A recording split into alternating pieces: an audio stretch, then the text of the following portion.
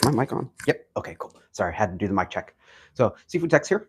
I am coming live to do a couple straight sword techniques. Now, I was going to do practice anyway, so I thought I might as well turn my practice into a fun little lesson. Awesome. So, lately I've been getting really into more straight sword sparring and some fencing, as I've had a buddy who just recently came in and started teaching me a lot more fencing techniques as he does HEMA.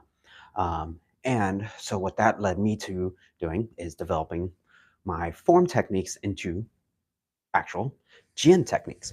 And it works. It works. When you add the footwork and the techniques correctly and you put them into a more applicable situation, the techniques work. So there's a couple tips that I have for straight sword, especially when it comes to straight sword sparring, because there's so much out there. And, if you have more experience than me, then absolutely do your thing, listen to your coach, all that stuff. But there's a couple too many rigidness about you have to do it this way. I don't believe that. Remember, only a Sith deals in absolutes.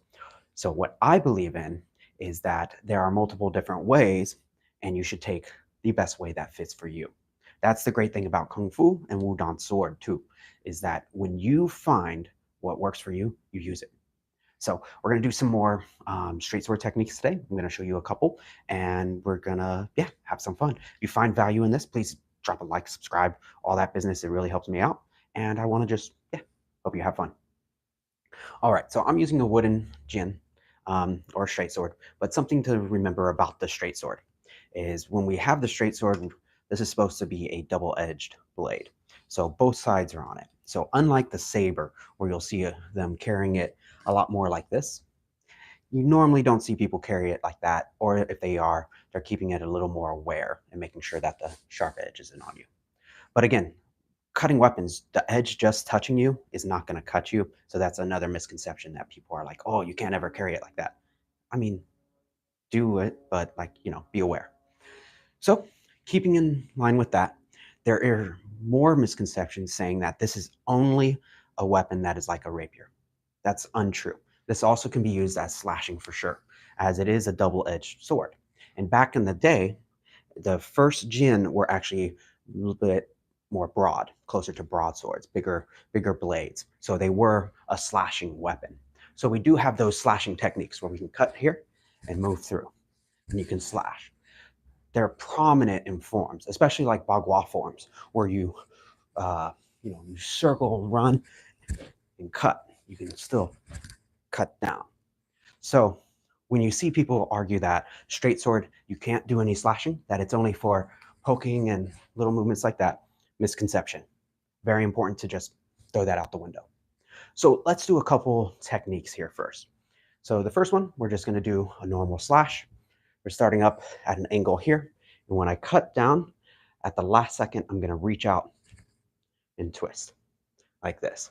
Now, if you notice, my wrist is bent and I have a connection here. The thumb and finger are never going to be gone. Most Wudang practicers practice here. This is a great grip as you can bend the wrist loosely and still do all your circles. Here, forward, here. Now, you'll also see what's called the sparrow grip. Now, as long as the finger stays on the guard or pressing down on the blade, it should never wrap the guard. If you're wrapping the guard without a what's called a pistol guard, then you're going to lose a finger. Binds happen all the time, especially with straight sword. If you bind and cut down, you'll lose your finger. This is very, very few. What am I trying to say?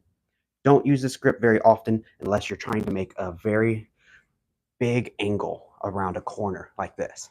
So what you can use this for is if someone's attacking here straight, I can go here. Now, again, you want to make sure the finger doesn't go over the guard, otherwise you lose your finger. Name a car for an edit. Civic, Honda Civic. All right, and then, yeah, that threw me off. Okay, so from here, so let's do a slash. So starting in a ready position, I'm gonna come down here. Start up, 1. Then I can come back the other side here, 2. 1, 2. Again, unlike a saber, Don't flick all the way back to where you cut here. You want to 1, then you turn, raise up. Good. 1, 2. Now you can do it as a spin too. 1, 2. But that's more of a defensive technique. Now for slashing, whenever you're doing this as sparring, you never want to just go forward. Any step I take, I'm trying to get off an angle here because most likely their tip is going to be pointing at you here. So if I move, I want to go to an angle here, offside, or here, off the angle, 1 or 2, down. So how do we make this from our Kung Fu forms, right? Where are we seeing this in our Kung Fu form? And a form I know called Strolling Dragon. Now it's hard to do, but the sword, I can't do it in here, but the sword, you start in an up position here with the sword reached all the way up.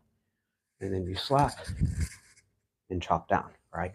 So you move, chop. That's the same as going here, chop, or from backside here, 1. Almost the same thing, chopping forward. Come at an angle, come on top. So that right there tells us that the misconception of slashing is over. But what is a good drill to get it to where your wrist can bend nice and soft? Because they say that the Jin is like calligraphy. It's like a brush. Well, the arm is the wood of the brush. The sword is the bristles. So we do a drill like this. You want to keep the fingers here. You're going to dip and up, dip and up, dip and up. This loosens the wrist here. You notice I have a wave here. Wave, wave.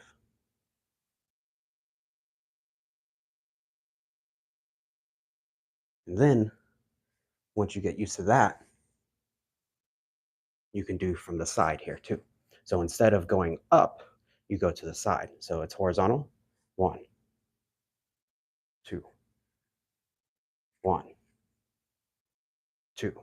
Now when I go horizontal, my grip changes a little bit to here. 1, 2, 1, 2. And then when you put it in with the footwork, 1, 2. That way you get offline. 1, 2. Now what am I attacking with this move? So you can attack the wrist.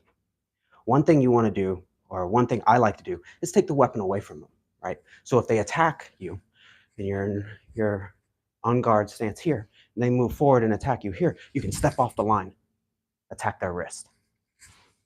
So let's do this one together. We're going to start on guard here. I'm going to take my right foot, step off to the right.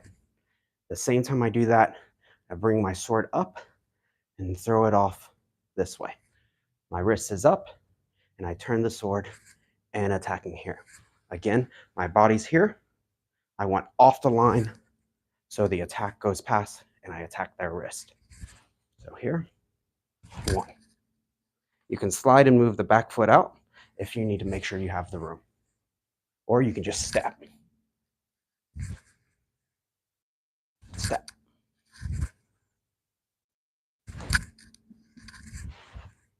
Two more. One more. Good. Now, let's do the opposite of that.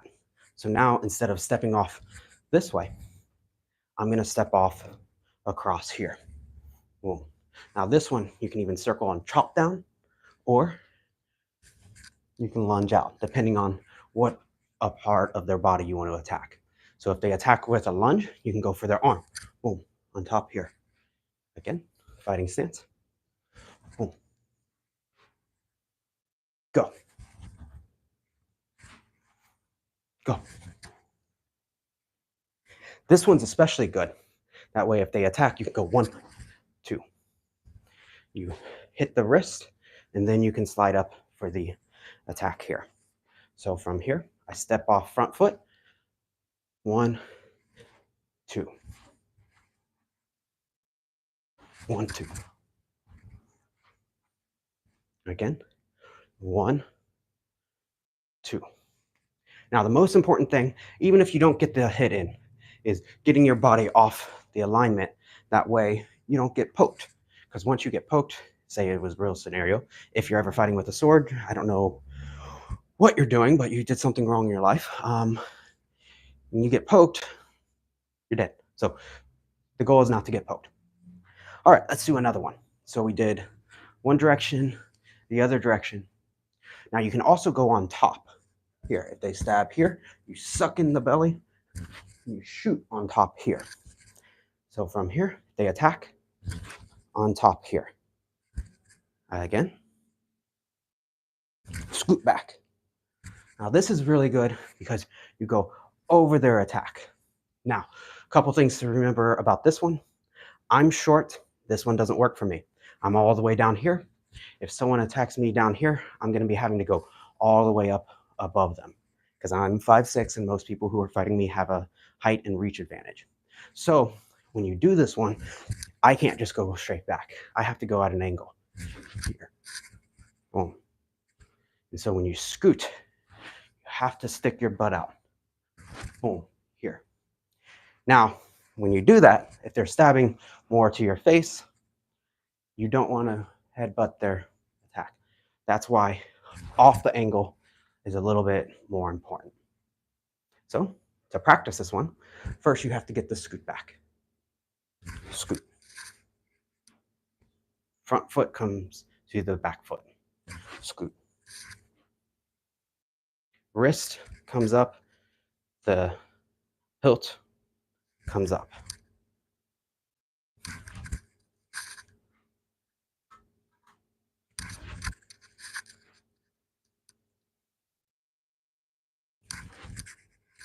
Good. So that is another direction. So we went 1, 2, backwards. So what happens if our sword's down here? Really easy. So if my sword is down, flick out. I go from here, they attack. You attack their wrist. But just flicking up isn't enough. You have to get the body back. So I step and I lean and sit back into the back foot. Boom. Here. If you know Kung Fu, you know this as either cat stance or 7-star stance, depending on where the toes are. But the main thing is that you get the body back, attack their hand. Again, these are wrist strikes. So if they attack it, take their weapon away from them.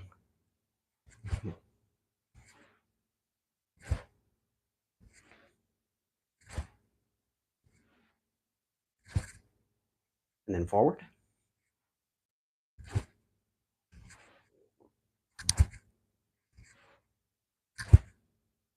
Good. So that's really handy if you miss a strike. You come down 1, 2, just in case you have to retreat. Or if you get in and they don't move, just come up. You can maybe capture their throat or something. Good. So that's one direction, the other direction, backwards, upwards. Now, let's do circular. So this is one of my favorites. This one is what I use to score on people, or at least I used it to score on one person recently. But it comes straight from our Kung Fu skills. And what we do is we start in a big, wide circle.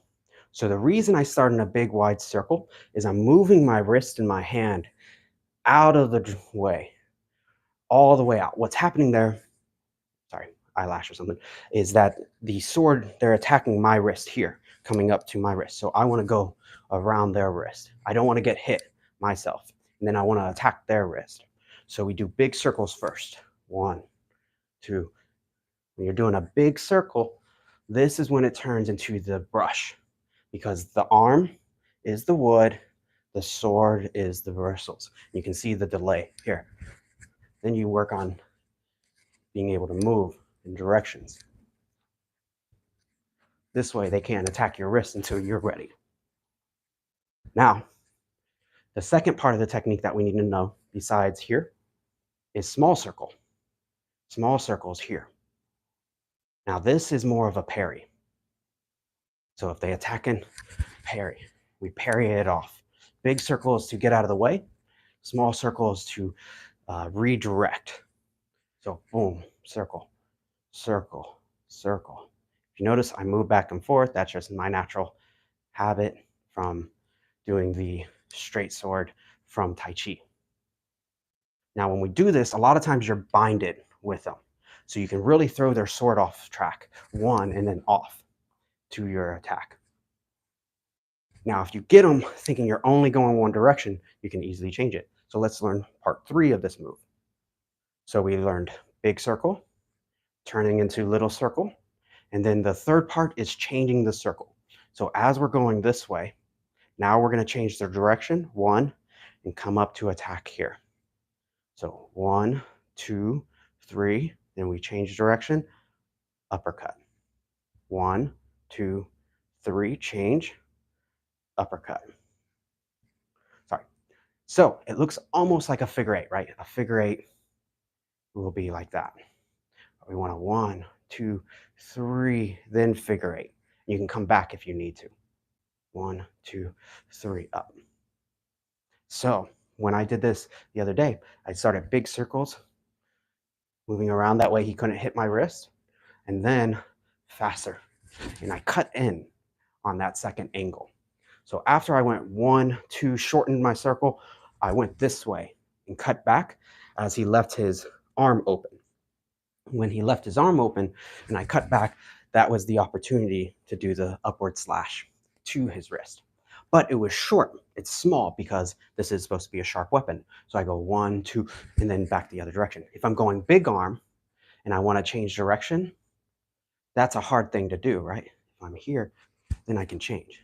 1, 2, big arm, that's too big. But when you're in sparring, 1, 2, 3, boom, then up. It also confuses them. If they see big circle, little circle, it breaks the timing. So let's review. We have to our right. We have to our left. We have jumping backwards. We have raising, sitting backwards. And then we have circular. Good. Those are a couple of my favorite techniques that we use for the straight sword when it comes into sparring. That way you can attack their wrist and throw them off and be able to parry and bind and get out. All right. Well, I hope you all have a great day. I'll see you on the next one. Cheers.